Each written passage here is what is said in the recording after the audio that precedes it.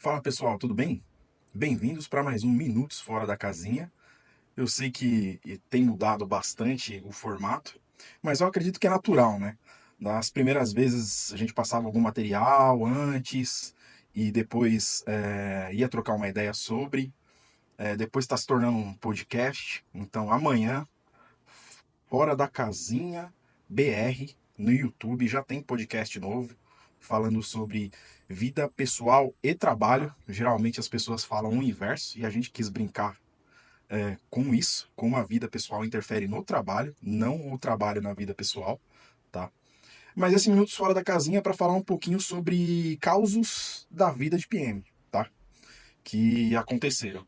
Eu venho de uma época que PM, Product Manager, não era tão comum no mercado. A gente não via muitas vagas. Então, basicamente, eu estava indo de inteligência de mercado numa empresa de meio de pagamento quando fui convidado a trabalhar numa determinada business unit ali, né, numa BU, de um produto diferente, mas ainda com inteligência de mercado, tá? Neste meio tempo, a empresa ela acabou sendo adquirida por um grupo americano e essa BU ela tinha alguns planos de sobrevivência, vamos dizer assim, e vários deles já estavam em andamento, porém tinha uma questão muito grande relacionada à perda de crédito. E o que eu entendia de perda de crédito? Nada. Então, assim, não importa. Você não precisa entender para poder ser a pessoa que vai orquestrar alguma ação, tá?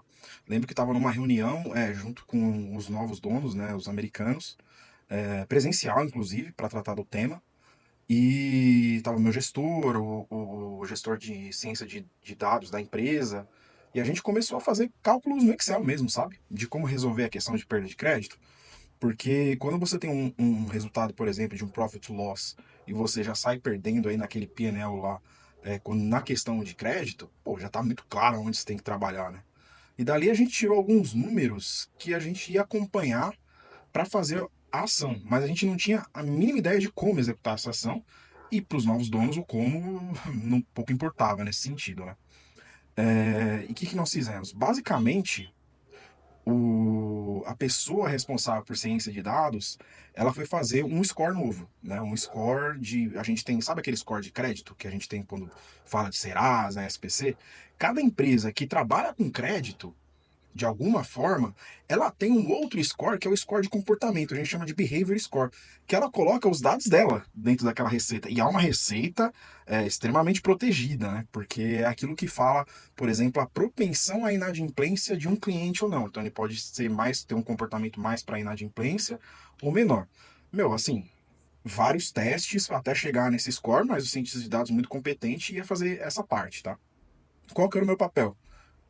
Vamos ter que acertar o crédito das pessoas, todas elas entram com muito crédito, a gente vai ter que determinar um critério de elegibilidade para poder usar essa feature dentro do produto e executar e comunicar aos clientes.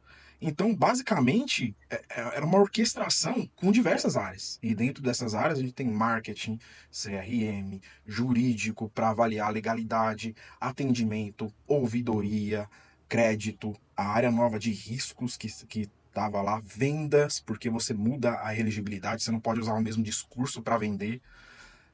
E foi nesse momento que eu aprendi um mantra que até vinha dos americanos, que era o seguinte: testa pequeno, erra pequeno, conserta rápido, que foi para consertar, e escala muito grande.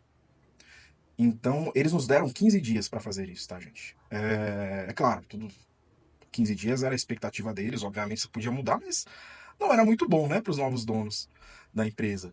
Então, 15 dias depois, a gente já estava fazendo essa readequação de limite de maneira controlada para saber se os indicadores que a gente tinha previsto estavam dentro do que a gente imaginava. Então fizemos com 1.000 e 10.000 clientes em 2 semanas diferentes e a gente acompanhou isso por mais 2 semanas. E os indicadores que a gente esperava ficou bem fora do lado positivo. Então assim, meu, o máximo que a gente esperava para aquela conta ficar ruim, ela passou bem longe. Então, meu, manda bala, começa a fazer. E dentro desse testa e erra, a gente fez a área de produtos e tal, quando tá testando alguma coisa, costuma fazer mesmo assim, tá? Com barbante e fita crepe, era tudo manual.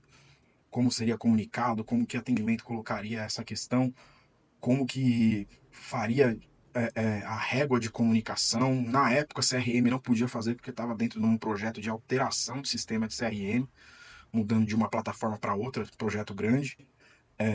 Basicamente, no final das contas, era crédito ali que fazia os comunicados através de um programinha, tal, a Zenvia, mas de maneira muito manual, de como sairia um SMS na época que era mais utilizado. Eu acho que o WhatsApp estava bem inicial, e era bem mala direta, sabe, gente? Então, a gente tinha que fazer dessa maneira, tá? E o que isso proporcionou? Isso proporcionou, depois de 6 meses ali como orquestrador, a questão de você ter um determinado nível de perda e você ter reduzido 70%, 80% esse nível de perda de crédito. E com isso, eu comecei a conhecer diversas áreas. Então, pô, nem tinha ainda ali um perfil de produtos ali dentro, mas eu comecei a conhecer diversas pessoas, como funcionavam os processos delas, como que a gente podia ajudar mais, como a gente podia colaborar. Isso criou diversas linhas de comunicação com pessoas que eu nem imaginava que teria comunicação.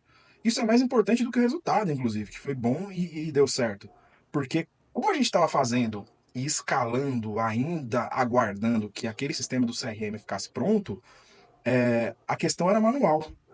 Uma vez esse processo de reajuste ele foi rodado e as mensagens não foram enviadas por culpa minha.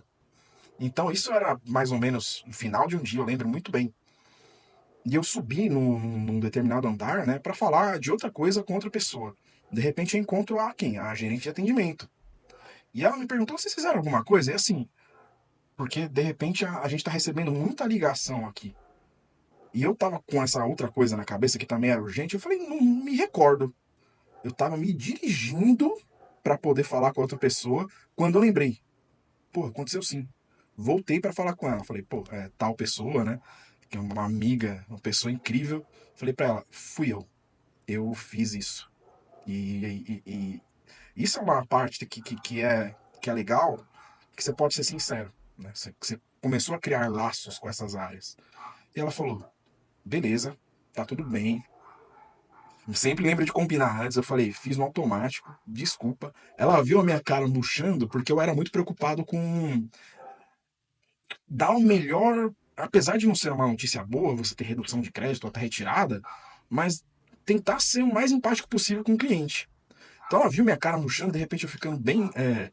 Pô, errei naquilo que eu mais advogo dentro da empresa. E ela falou: não, tá tudo bem, relaxa, da próxima vez a gente faz melhor. E é isso que também acontece aqui no dia a dia, quando eu tô fazendo esses podcasts, tô com uma batalha e tô perdendo essa batalha pros microfones e ajuste. Meu, você faz, você erra, você conserta e continua fazendo. Ganhei um prêmio da empresa, esse prêmio me possibilitou fazer um intercâmbio. E depois, esse mesmo, né, durante o intercâmbio, eu tive até uma ideia. Eu falei: bom, se a gente sabe quem tem maior propensão a risco, a gente sabe quem tem menos. Por que a gente não promove isso como um benefício, uma feature de graça, gratuita, para o cliente e ainda incentiva, dando desconto ou até mesmo um valor em reais pela ativação dele e pelo uso dele naquilo. Isso fica para um outro momento. Demorou 6 meses para convencer o meu gestor e o caminho foi o inverso. Eu primeiro tive que falar com todas as áreas parceiras, jurídico, marketing, CRM, para poder ter tudo ali certo, sabe? Meu, não vai dar problema isso, sabe? Fica tranquilo, faz. Para poder convencer o meu gestor que era uma boa ideia. E eu fico feliz porque esses processos que na época eu estava como PO, eles ocorrem até hoje nessa empresa. É óbvio, né? Lógico, com muito mais CRM, com muito mais. Não é barbante de fita crepe, hoje está bem amarrado, né? E é um legado. E isso é muito legal, sabe? Tanto as relações que você faz, o resultado que você tem e. é, E você vê acontecendo e ainda ser reconhecido por isso. É uma coisa muito bacana. Então eu fico bem orgulhoso. E eu falo: PM é isso. Product Manager conhece todo mundo, fala com todo mundo. Muitas vezes a maior parte do projeto é sim falar com pessoas, não é escrever história de usuário, é você viabilizar isso, é você colocar as pessoas na mesma página e elas comprarem a sua ideia, assim como foi nesse segundo projeto. E isso é uma parte bacana, dá bastante trabalho, mas é o que eu falo, a recompensa ela é maravilhosa, né? Então, até um próximo Minutos Fora da Casinha e amanhã espero que vocês acompanhem aí o novo podcast. Grande abraço, tchau, tchau.